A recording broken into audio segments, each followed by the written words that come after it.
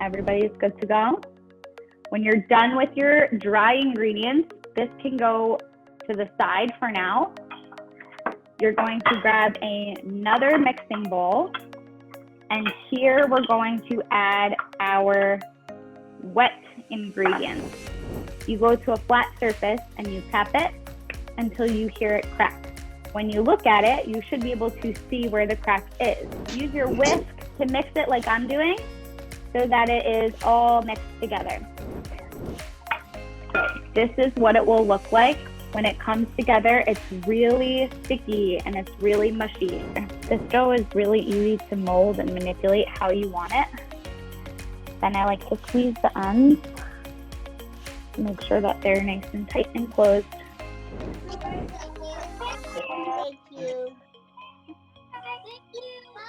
Bye guys. Enjoy your cookies.